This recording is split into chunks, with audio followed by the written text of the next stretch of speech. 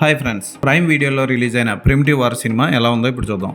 ఈ cinema Vietnam war కాలంలో జరుగుతూ ఉంటుంది. గ్రీన్ బెరెట్ ప్లాటూన్ పల్లెటూరులో కొంతమందిని వెతికి పట్టుకోవడానికి వెళ్తుంది. అయితే వాళ్ళలో కొంతమంది కనపడకుండా పోతారు. వాళ్ళని వెతుక్కుంటూ వెళ్తారు కొంతమంది. ఆ వెళ్ళిన వాళ్ళకి ఆ పల్లెటూరు ఆ కొండల మధ్య రకరకాల డైనోసార్స్ కనపడతాయి. వాటి నుంచి తప్పించుకొని వీళ్ళందరూ ఎలా బయటపడ్డారు అన్నదే కదా.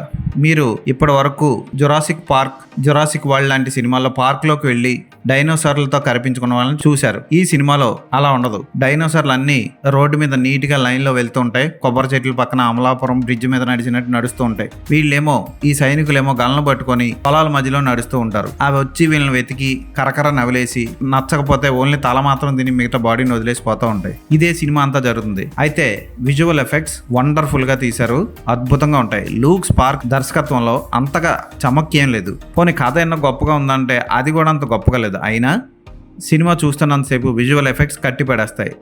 రకరకాల డైనోసార్లను క్రియేట్ చేశారు. కొన్నిటికి స్పెషల్ మేకప్లు వేశారు, ఏదో మాస్కులు పెట్టుకున్నట్టు ఉంటాయి. అవి నటీనటులు అందరూ బాగానే చేశారు. పాత్రలకి యాక్షన్ సన్నివేశాలు బాగా తీశారు. కాస్ట్యూమ్ డిజైనింగ్ బాగుంటుంది. ఒక హీరోయిన్ ఉంటుంది కానీ చిన్న ఎక్స్పోజింగ్ చేస్తే తప్ప పెద్దగా ఏం చేయడానికి ఉండదు. అందరికీ ఒకటే డ్రెస్సులు సినిమా అయ్యే వరకు. క్లైమాక్స్ లో హెలీచాపర్ చుట్టూ మొత్తం డైనోసార్లు వచ్చేస్తే ఒక్కొక్కరు గన్ను తీసుకొని కాలుస్తూ ఉంటారు. ఇవన్నీ ఎందుకు? డైరెక్ట్ గా ఒక బాంబు తీసి లేపేచ్చుగా, అది చేయరు. ఓకే, మొత్తానికి టైం పాస్కి అయితే చూడాలనుకుంటే ఈ సినిమాని చూడండి. ప్రస్తుతానికి ఇంగ్లీష్లో లభిస్తుంది, ప్రైమ్ వీడియోలో లభిస్తుంది. ఈ సినిమాకి నేను ఇచ్చే రేటింగ్ 2.5/5.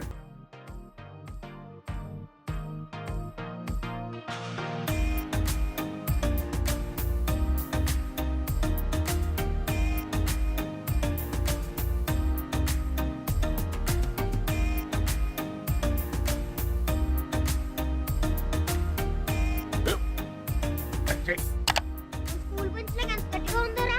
కొట్రా, కొట్టు, పర్లేదు, కొట్టు. అబ్బా, చేయి నొప్పి పెట్టేసింది బాబాయ్. ఆ, నీకు నొప్పి ఏంటి? పెట్టిందా?